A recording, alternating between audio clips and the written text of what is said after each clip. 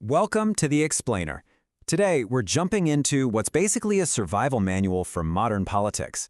You know that feeling, right? That huge gap between what politicians promise and what actually gets done? We're going to break down why that happens and why so many of us feel stuck right in the middle of it all. Okay, let's kick things off with this quote.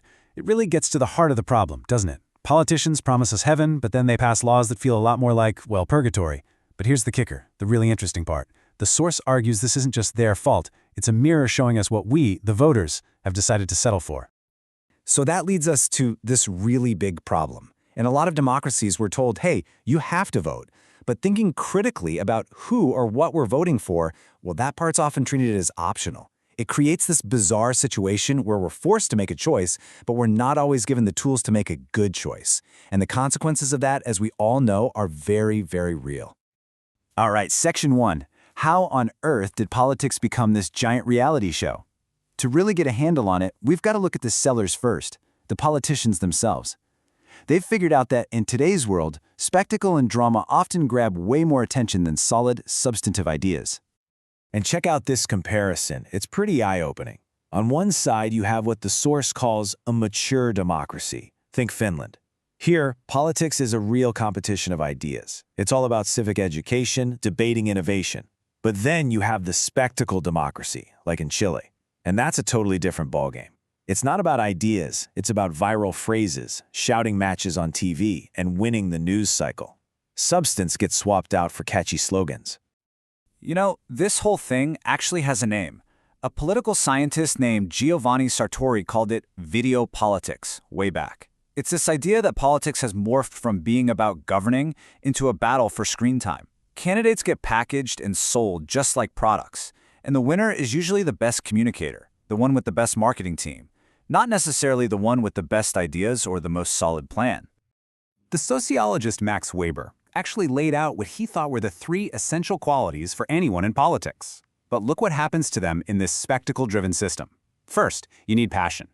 But that gets twisted into just rage for the cameras. Then, you need a sense of responsibility. That gets watered down into just marketing and brand management. And finally, a sense of proportion, good judgment. That gets completely tossed aside for whatever the latest polling data tells them to say. Okay, so let's shift gears a bit. It's easy to just blame the politicians, right? But they're only one half of this equation. We, the voters, are the other half. We're the ones buying what they're selling. So this brings up a really tough question. Are we getting the politicians we deserve? The source material makes a powerful point here. Our Congress, our Parliament, it often acts like a mirror.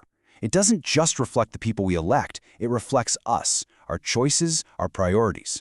You could almost say every election is like a big test of our own democratic maturity.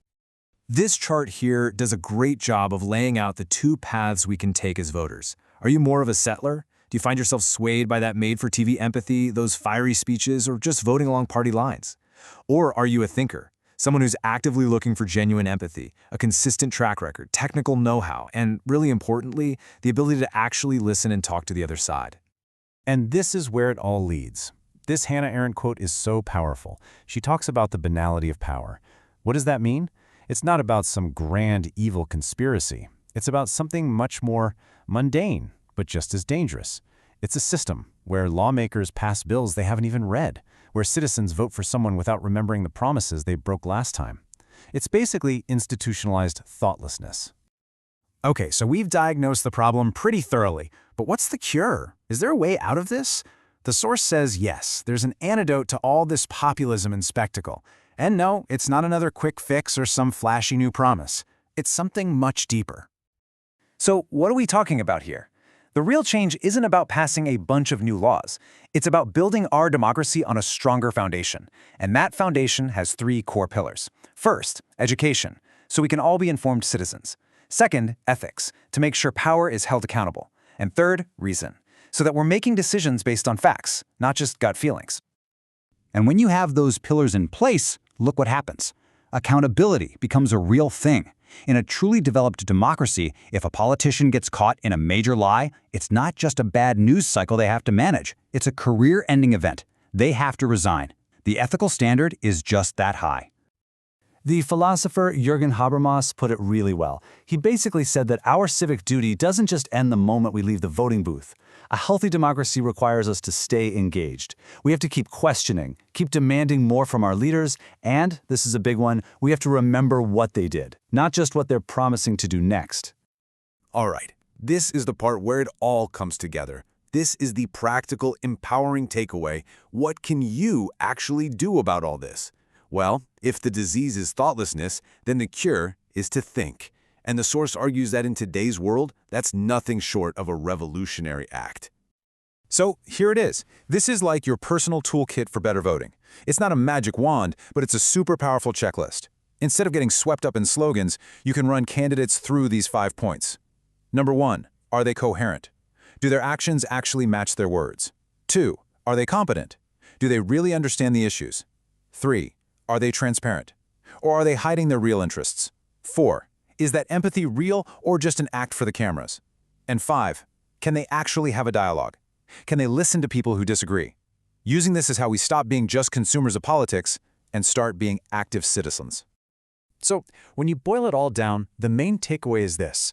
Politics isn't going to fix itself. The challenge isn't just out there in Washington or some other capital city. It's right here with us. It's a moral challenge. Real democratic maturity, real change, happens when we, all of us, together, decide to raise our own standards and simply demand better. And that's really the final thought we want to leave you with. We live in this world of easy promises, of viral clips and angry tweets.